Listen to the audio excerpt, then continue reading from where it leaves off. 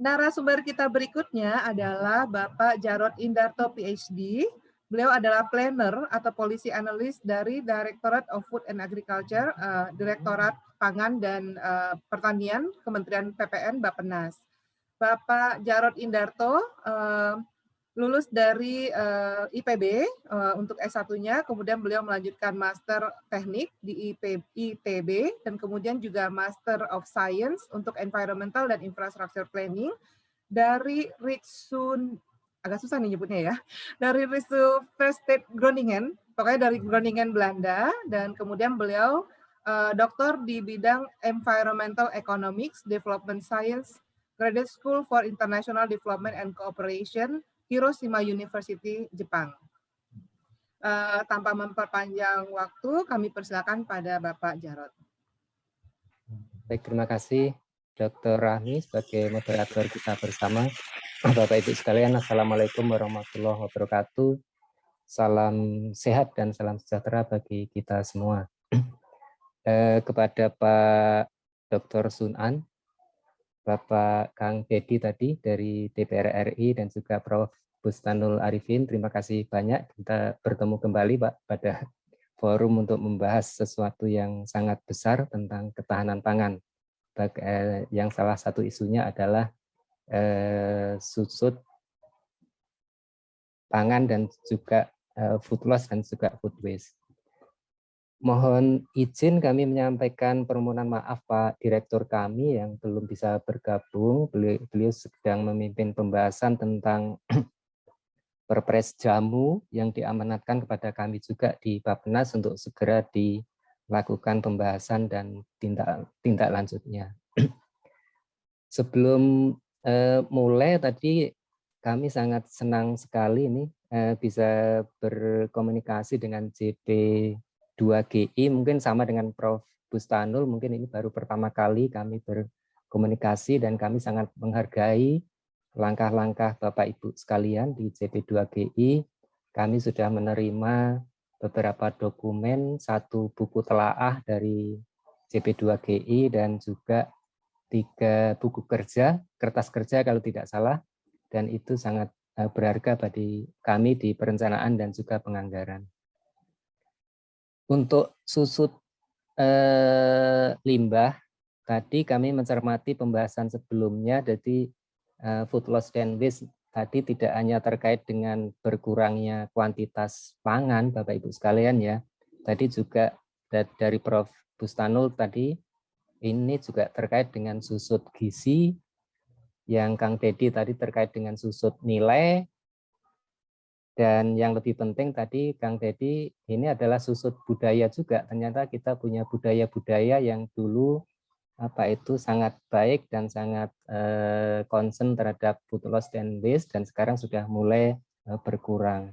Kami menambahkan bahwa food loss and waste ini juga terkait dengan susut sumber daya juga, karena bila kita bisa mengurangi hal tersebut, maka kita bisa melakukan efisiensi penggunaan sumber daya kita, lahan, air, dan lain sebagainya. Di sini kan kami menyampaikan bahan Bapak Direktur, nanti ada beberapa hal besar mungkin sebagai outline. Pertama kami sampaikan beberapa fakta dan data. Yang kedua, kami menyampaikan apa yang sudah kami rencanakan di dalam Perpres 18/2020 di dalam RPJMN.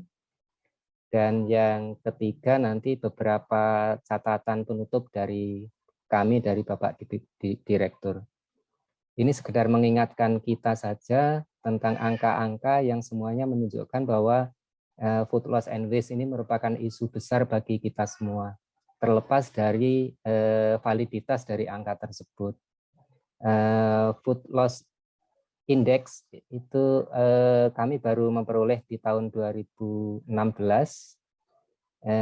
dan angka-angkanya seperti ini Bapak Ibu sekalian.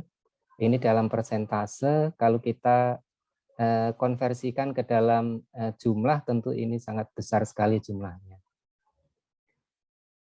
Untuk Indonesia, kami mengambil satu contoh indeks saja, ini yang dipergunakan oleh Bapak Rektor IPB yang dibahas rame di beberapa media kemarin itu. Kami hanya mengambil saja yang satu komponen, yaitu ada komponen food loss and waste di dalam FSI tersebut.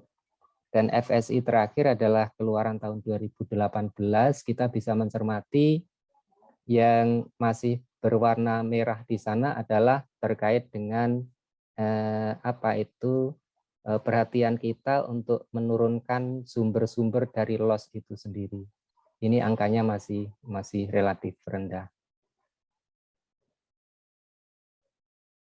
Yang lain dari FAO 2017, Bapak Ibu sekalian, ini angka kita seperti ini, dan nanti kami lakukan komparasi dengan apa yang sudah dilakukan di Direktorat Lingkungan Hidup Bappenas, dan nampaknya angkanya seiring dan sejalan begitu.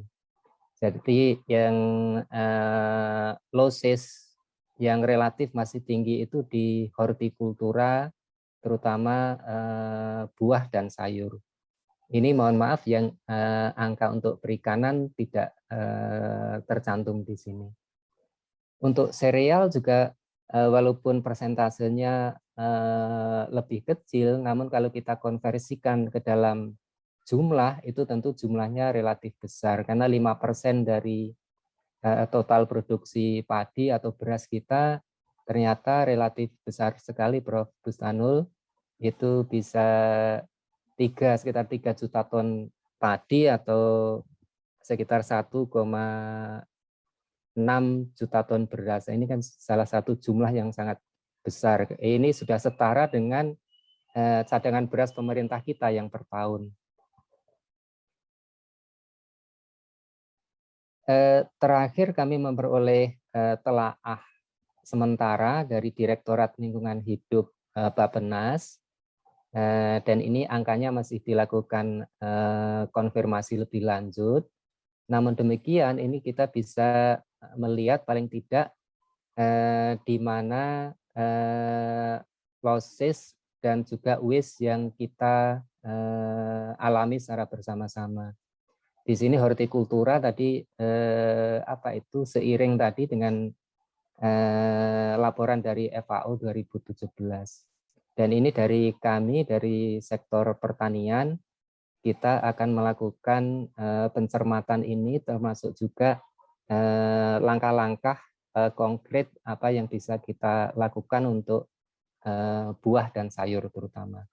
Untuk ikan ini ada perkiraan angka itu 27,3% ya selama 2019. Ini mungkin bisa menjadi salah satu referensi Bapak Ibu sekalian yang bergerak di subsektor perikanan. Sebagaimana disampaikan Pak Sun-an tadi, ini kami ambil dari The Economist, dan ini sudah menjadi pemahaman kita bersama di tingkat nasional maupun global. Dan angka tersebut kalau kita setarakan dengan konsumsi beras, yaitu karena konsumsi beras kita sekitar 111 kg per kapita per tahun ya. Jadi dengan angka 300 kg, dan itu 300 kg itu per kapita per tahun, Bapak Ibu sekalian, itu hampir 3 kali lipat konsumsi beras kita per kapita. Itu kan suatu angka yang relatif sangat mengkhawatirkan. Terlepas dari kita di sisi pemerintah, kita juga perlu melakukan validasi apakah angka tersebut benar, sesuai dengan apa? Sesuai dengan metodologi yang sudah ada di dalam SDGs. Karena SDGs ada 2 indeks terkait dengan FLW, itu Food Loss Index dengan perhitungan sendiri, dan Food Waste Index dengan perhitungan sendiri. Ini melengkapi apa yang disampaikan Prof. Bustanul tadi, pengukuran-pengukuran yang ada di dalam SDGs, Bapak Ibu sekalian. Jadi untuk PUSO itu di dalam SDGs tidak termasuk sebagai food loss and waste. Dan itu masuk ke dalam goal yang pertama terkait dengan poverty. Jadi yang food loss and waste itu dimulai dari harvest, dari proses pemanenan. Dan food waste itu dihitung mulai dari selesai packaging ini, dari retail sampai dengan proses selanjutnya, sampai dengan konsumsi dan lain sebagainya. Ini yang ada dan resmi disepakati di dalam UN statistik, di dalam UN SDGs. Di pengukuran global dan nasional agak berbeda memang Bapak Ibu sekalian, di mana global itu tidak memperhitungkan kehilangan di dalam di dalam proses harvestnya ini, tapi di global menghitung mulai dari post harvestnya. Tapi di dalam pelaporan untuk nasional kita harus memasukkan kehilangan hasil sejak di proses harvestingnya ini. Apa posisi di global sampai dengan saat ini Bapak Ibu sekalian? Itu indikator tersebut masih dalam tier 2, artinya adalah bahwa metodologi perhitungannya sudah confirm, namun sebagian besar negara belum bisa menghasilkan data food loss and waste, dan kita termasuk di dalam hal tersebut. Oleh karena itu kami terutama di Direktorat Lingkungan Hidup, itu salah satu aktivitasnya adalah perhitungan food loss and waste sesuai dengan metodologi SDGs. Sehingga kita tahu nanti posisi pasti kita itu seperti apa untuk mencapai target yang 50% di 2030. FAO juga memberikan catatan-catatan penting bagi kami, dan ini kami cermati Bapak Ibu sekalian, terkait dengan sumber-sumber food loss and waste itu sendiri. Mulai dari produksi sampai dengan konsumsi di tingkat rumah tangga maupun restoran dan perhotelan. Dan yang menarik di sini, misalnya ada penyebab langsung dan tidak langsung. Misalnya untuk yang tidak langsung, itu adalah praktek-praktek budidaya yang baik itu sangat berperan di dalam upaya penurunan food loss and waste. Jadi food loss and waste harus dimulai memang sejak awal dari proses budidaya itu sendiri. Karena ini nanti terkait dengan kualitas hasil yang akan dipanen atau diproduksi dari pertanian. Untuk penyebab langsung bisa Bapak Ibu cermati di sini, ini sebagian mungkin terkait dengan sarana dan prasarana dari pengolahan, penyimpanan, transportasi, pasar, dan lain sebagainya. Ini tadi seiring dengan apa yang disampaikan oleh Prof. Inul untuk pergudangan. Kami melaporkan di sesi ini apa yang sudah kami cantumkan di dalam RPJMN 2020-2024, dan kami tadi mencatat dengan betul Pak masukan dari Prof. Inul tadi bahwa masih perlu tindak lanjut dari apa yang sudah tercantum di dalam RPJMN tersebut. Cantolan yang bisa dilakukan oleh Kementerian dan lembaga teknis adalah di program prioritas ketiga ini tentang pangan, dan salah satu arah dan narasi kebijakannya adalah pengelolaan limbah pangan. Ini secara eksplisit ini sudah ada di dalam RPJMN kita. Di dalam RPJMN sebelumnya ini selama ini belum ada. Selain itu, kami juga diminta untuk melakukan telaah transformasi sistem pangan kita, karena paling tidak semenjak terjadinya COVID itu kita perlu melakukan penekanan dan juga perbaikan di dalam sistem pangan kita. Dan salah satunya yang kami cermati adalah susut pangan dan juga limbah pangan ini. Kaitannya dengan apa? Kaitannya dengan peningkatan keberlanjutan dari kapasitas produksi domestik pangan kita.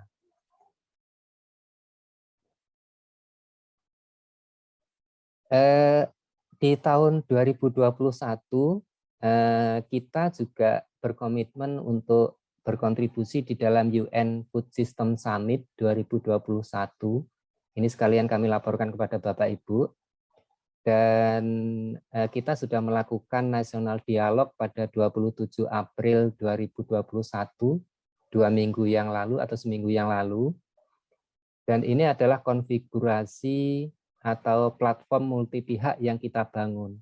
Kalau kita cermati di sini, memang di dalam global platform ada 5 action track Bapak Ibu sekalian ya, dari action track 1 sampai action track 5 yang terkait dengan limbah pangan itu ada di, mohon maaf ini kalau penampilannya terganggu, ada di action track 2 terkait dengan bagaimana kita melakukan keberlanjutan pola konsumsi pangan kita.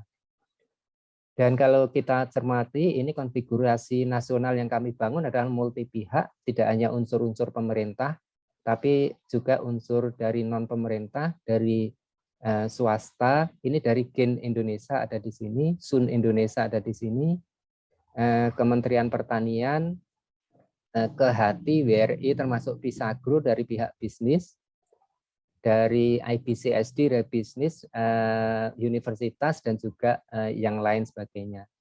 Termasuk juga beberapa UN bodies ada di dalam task force yang kami bentuk. Untuk apa? Untuk memastikan bahwa seluruh pihak itu bisa menyuarakan pendapat dan juga usulan-usulannya. Dialog pertama sudah kami lakukan. Ke depan kami akan melakukan dialog di level daerah dan juga dialog di level nasional kembali. Terkait dengan SCP 2GI nanti mohon izin Pak Sunan dan Bapak Ibu sekalian, nanti mohon sekali bisa kami mohonkan untuk berkontribusi di dalam dialog sistem pangan ini untuk memberikan masukan-masukan dari Bapak Ibu sekalian. Untuk yang dialog pertama, mohon maaf kami belum terinformasikan tentang hal ini.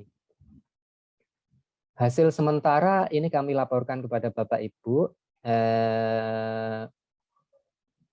Dan untuk limbah pangan tadi yang di action track 2 ada di sini FLW. Dan yang menarik bagi kami adalah ini game changers. Jadi sesuatu hal solutif yang bisa kita usulkan di dalam perbaikan sistem pangan. Salah satunya apa? Salah satunya ternyata sudah ada teman-teman kita yang sudah mengembangkan aplikasi food loss and waste ini. Kalau tidak salah dari Surplus Indonesia. Ini sesuatu yang bisa kita angkat sebagai game changer yang akan kami laporkan ke dalam UNFSS di September 2021. Ini tindak lanjut ke depan untuk UNFSS dan kami mohon nanti JP2GI untuk berkontribusi secara aktif di dalam forum ini. Apa yang sudah coba kami fasilitasi di pemerintah, ini kami laporkan kepada Bapak Ibu. Kami sudah mencoba untuk memfasilitasi sepanjang rantai food loss dan food waste ini, termasuk juga yang pre-harvest tadi. Di pre-harvest ada asuransi pertanian, walaupun masih terbatas pada komoditas padi dan sapi. Bantuan input produksi sudah pasti kami lakukan, terutama terkait dengan varietas unggul dan juga mekanisasi pertanian. Climate Smart Agriculture sudah kami lakukan, beberapa UN bodies mendukung kita, misalnya untuk jagung di Nusa Tenggara Timur sudah kita lakukan dengan Climate Smart Agriculture.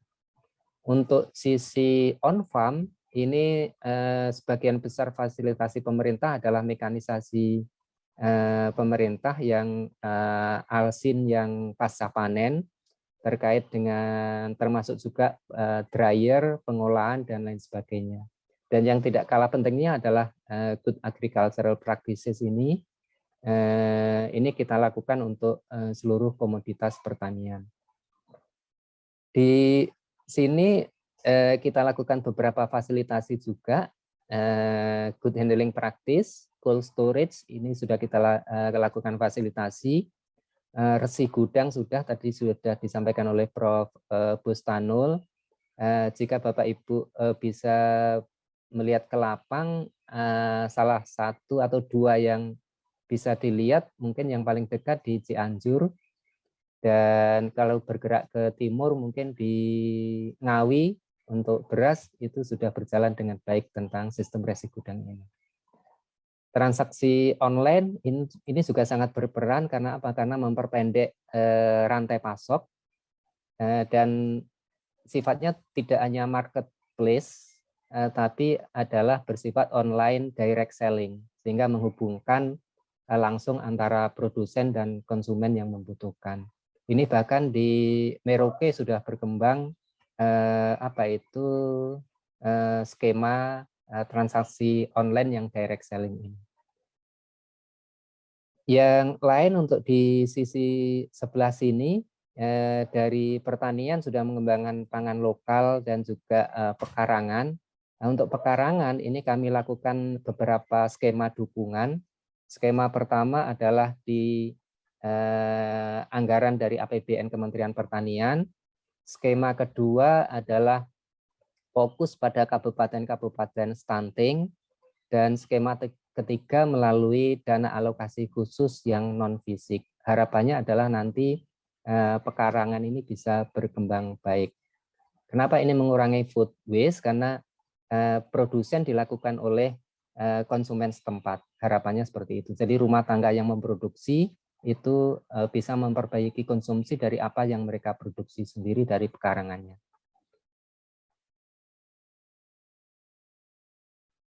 Catatan penutup dari kami ada 3 hal, Bapak Ibu sekalian. Yang pertama, data dan informasi. Ini terkait dengan pengukuran dan juga pemetaan dari hotspot-nya itu. Hotspot adalah sumber-sumber food loss dan waste-nya itu sendiri. Karena kita harus melakukan kegiatan yang langsung mencapai target yang menjadi sumber food loss dan waste. Yang kedua adalah telaah. Ini terkait dengan roadmap, karena ini harapannya adalah tidak bisa kita lakukan dalam jangka waktu dekat bisa kita selesaikan, tapi ini harus kita lakukan dalam jangka menengah sampai dengan panjang, termasuk perumusan insentif, disinsentif, dan lain sebagainya. Yang terakhir adalah platform multi pihak. Ini kami pandang penting karena pemerintah menyadari keterbatasan investasi pemerintah, sehingga kontribusi dari unsur non-pemerintah sangat kami hargai dan terus kami dorong untuk bisa kita lakukan secara bersama-sama.